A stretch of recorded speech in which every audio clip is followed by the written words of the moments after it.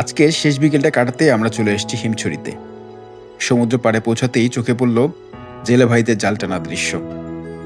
দূর থেকে হয়তো অনেকবার দেখেছি, কিন্তু এত কাছ থেকে সমুদ্রে মাছ ধরা এই প্রথম।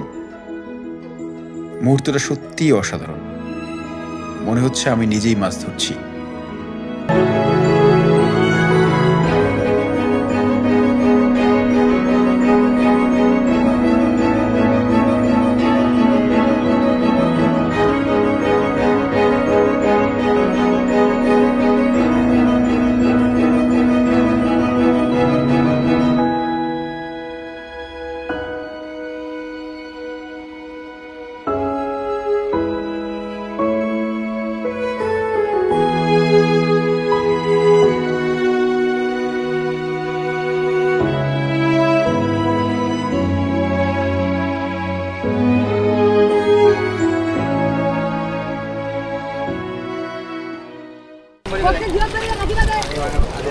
না দুইটা মাছ আমার কালার আমার আমার কাট বাজারে হতো না বই দেখো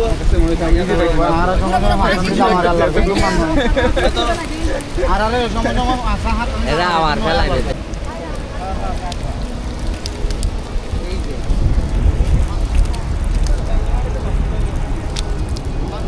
Met patani Mikel Lua.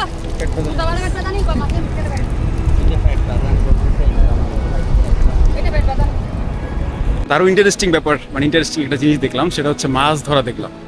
এর আগে সমুদ্রে মাছ ধরা দেখছি অনেক, বাট দূর থেকে দেখছি, কাছে কখনো দেখা হয়নি। আজকে একদম সম্পূর্ণ জালটা যেভাবে টানতেছে এটা দেখলাম, এবং আলহামদুলিল্লাহ মাছগুলো দেখে মনে হচ্ছে যে মাছ আমি নিজেই ধরছি। তো খুশি লাগতেছে দেখে। মোটামুটি অনেক মাছ এখানে আজকে দেখলাম, পাইছে মোটামুটি। যাক, ভালো লাগছে দেখে। প্রথম আমি সমুদ্র থেকে মাছ ধরা দেখলাম।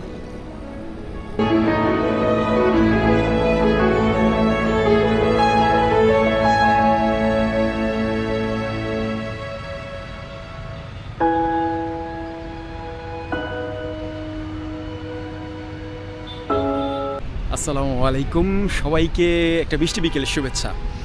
আছি এখন কক্সবাজারের ঠিক নাম না জানা একটা বিচে। মানে এখানে তো অনেক বিচ, প্রায় 90 কিলোমিটার জুড়ে একটা বিচ। তো একটা নাম না জানা বিচে আছি। আজকের বিকেলটা এখানেই কাটাবো এবং সমুদ্র উপভোগ করব। এখানে এসে একটা ইন্টারেস্টিং ব্যাপার দেখলাম, সেটা হচ্ছে মাছ ধরতেছে, এবং মাছ ধরার টাইমিংটা এমন ছিল যে আমরা এখানে আসছি আর দেখি যে মাছটা মাত্রই জালটা টানা শেষ হচ্ছে, কিছুক্ষণের মধ্যে মাছ দেখা যাবে। তো আলহামদুলিল্লাহ আমি পুরো প্রসেসটা দেখলাম, খুব ভালো লাগলো। মানে মাছ দেখে মনে হচ্ছে আমি নিজেই মাছ ধরছি। আর হচ্ছে আমরা এখন আজকে বিকালটা এখানে কাটাবো। এখানে আমরা হ্যামকটা নিয়েছি, আমার হ্যামকে বসে শেষ বিকেলটা উপভোগ করব। চারপাশে শুধু ঢেউয়ের শব্দ, নোনতা বাতাস আর ব্যস্ত কিছু মানুষের জীবিকার গল্প।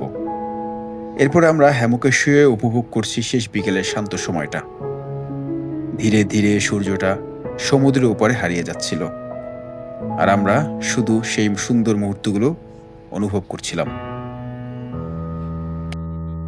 কিছু বিকেল আসলে ক্যামেরায় না, মনের মধ্যে সবচেয়ে সুন্দরভাবে রয়ে যায়।